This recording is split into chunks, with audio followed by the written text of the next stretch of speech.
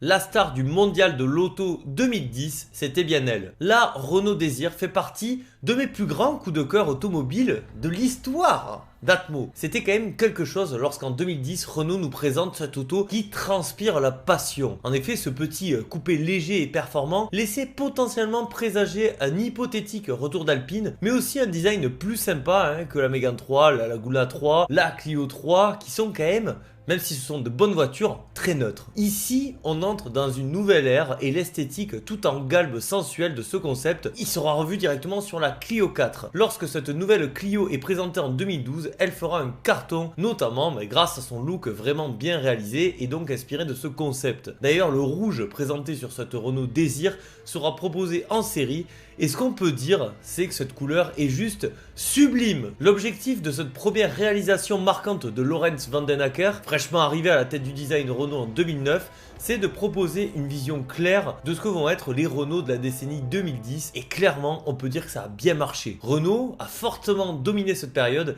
et c'est avant tout grâce à cette rupture stylistique initiée donc par ce concept. Ce Renault Désir est un joli petit coupé assez avant-gardiste pour l'époque avec sa coque en Kevlar qui permet de maintenir un poids plume de 830 kg, surtout que l'auto est électrique alors que je vous le rappelle nous sommes en 2010. L'autonomie promise elle est de 160 km, ce qui est assez acceptable vu la petite taille de la batterie et surtout la Désir c'est une sportive avec un 0 à 100 atteint en à peine 5 secondes. Les portes en élytre elles ajoutent un côté spectaculaire là où l'intérieur annonce la couleur de ce à quoi vont ressembler les prochaines productions de la marque et pour le coup je suis un petit peu moins convaincu. À cette époque on rêvait d'un hypothétique retour d'Alpine sur le devant de la scène et ce véhicule laissait croire que ça allait être le cas. Alors pas de suite mais finalement 8 années plus tard arrivera l'Alpine A110 et je trouve qu'on a une allure ressemblante et un goût prononcé pour la légèreté. C'est pas impossible que ce concept n'ait pas eu un impact quant au retour de cette fameuse voiture des Alpes.